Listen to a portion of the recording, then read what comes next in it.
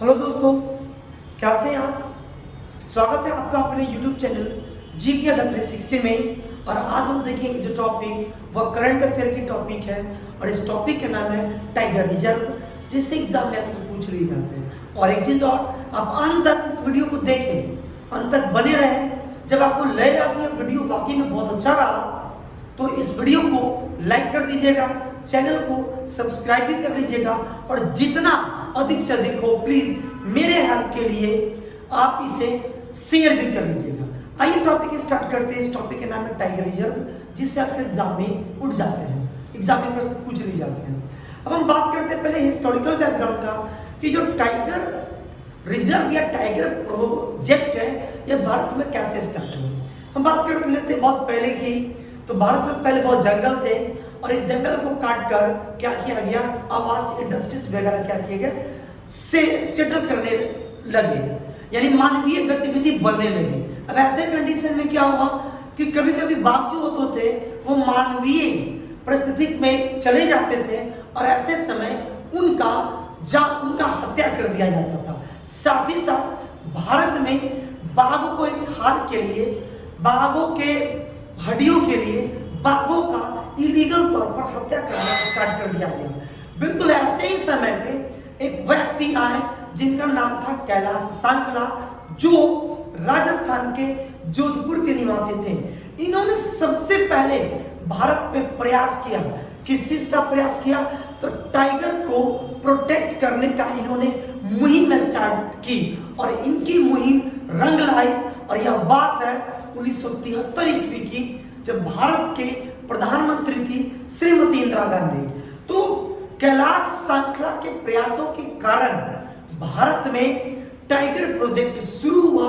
अतः कैलाश सांकला को भारत में टाइगर मैन ऑफ इंडिया के नाम से भी जानते हैं, जो राजस्थान के जोधपुर के निवासी थे। यानी भारत में टाइगर प्रोजेक्ट कैसे स्टार्ट हुआ? तो बाघों की, टाइगर की संख्या घटने लगी। कुछ लोग जानबूझकर मारना स्टार्ट किए, कुछ लोग इलीगल तौर पर इसके टाइगर के ट्रैफिकिंग के कारण, व्यापार के कारण मारना स्टार्ट हो गए। और ऐसे कंडीशन में बाघों को प्रोटेक्ट करना बहुत इंपॉर्टेंट हो गया, क्योंकि यह भी हमारे एनवायरमेंट के अभिन्न हिस्सा होते हैं। तो यह चीज में जो मैंने कुछ आपको बतलाया, यह कुछ हिस्टोरिकल बैकग्राउंड्स थी। अब हम आते हैं टॉपिक पे। लेकिन टॉपिक स्टार्ट करने से पहले एक चीज आपको जानना चाहिए, वो टर्म है NTCA। क्या टर्म है वो? NTCA। NTCA क्या होता है? NTCA का फुल फॉर्म होता है national tiger conservation authority. National tiger conservative authorities के फुल फॉर्म होते हैं। अब NTCA का गठन भारत में कब किया गया? तो NTCA का गठन भारत में 1972 यानी 1972 ईस्वी में किया गया। और NTCA के जो अध्यक्ष होते हैं वो भारत के पर्यावरण मंत्री होते हैं, जो बहुत इंपॉर्टेंट है। यानी अब NTCA क्या करती है? जो NTCA है यह टाइगर रिजर्व्स के मैनेजमेंट का कार्य करती है। जो भी नियम रेगुलेट होते हैं उस नियम को कौन रेगुलेट करता है? तो NTCA करती है। इस चीज को आप याद कर लेंगे। अब हम कुछ डेटा पे आते हैं। सबसे पहले बात कर लेते हैं कि भारत में टाइगर मैन ऑफ इंडिया किसे कहते हैं। तो मैंने अभी बतलाया कि भारत में राजस्थान के निवासी कैलाश सांकला के प्रयासों के कारण भारत में टाइगर प्रोजेक्ट स्टार्ट हुआ। तो टाइगर मैन ऑफ इंडिया किसे कहते हैं? इनका नाम आप याद कर लेंगे। इनका नाम क्या है? कैलाश सांकला। अगर आपसे एग्जाम में पूछे कि कैलाश सांकला कहाँ के निवासी थे, तो ये निवासी है कहाँ के? राजस्थान के। कहाँ? राजस्थान के जोधपुर के।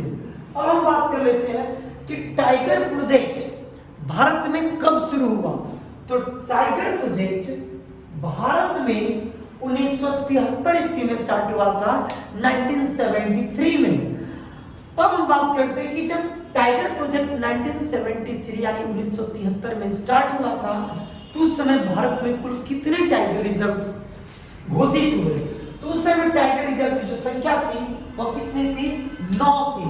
अब यह टाइगर रिजर्व वर्तमान की हम बात कर रहे हैं, 2022 की हम बात कर रहे हैं, तो वर्तमान में टाइगर रिजर्व की संख्या 9 से बढ़कर कितने हो चुके हैं? 53। तो आप याद करेंगे कि जब टाइगर प्रोजेक्ट स्टार्ट हुआ था 1973 ईस्वी में, उस समय भारत के 9 जगहों को क्या किया गया?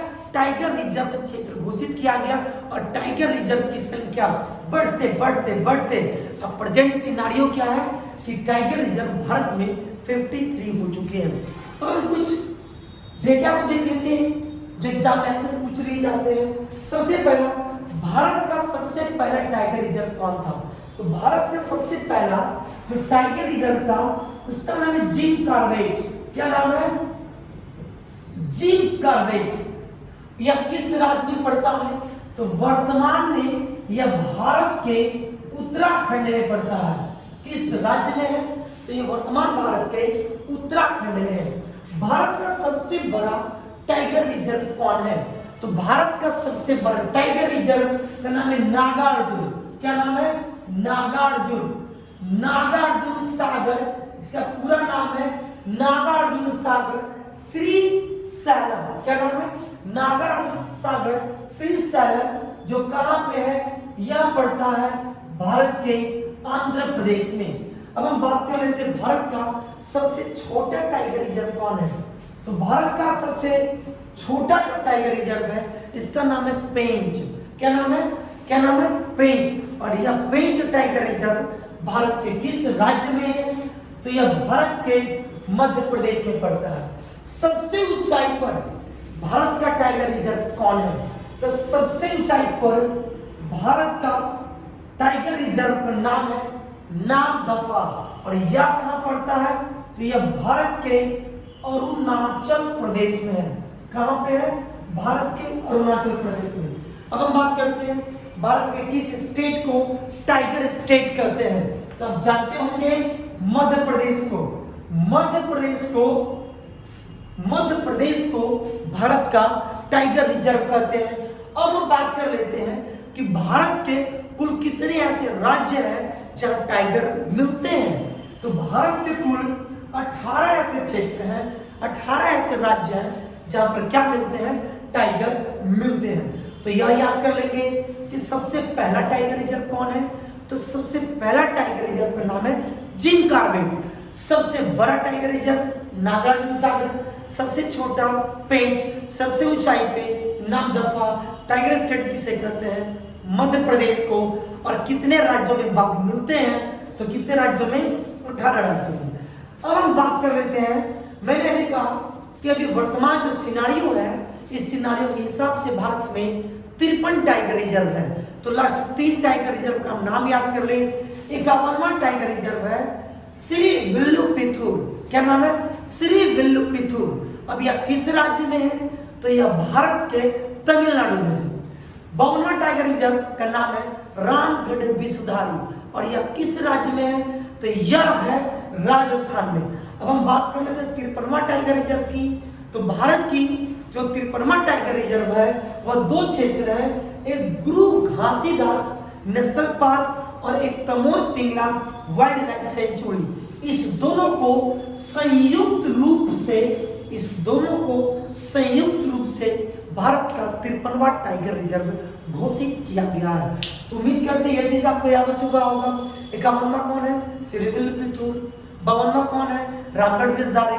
53वां संयुक्त है, कौन कौन? गुरु घासीदास नेशनल पार्क और Tamor Pingla wildlife century.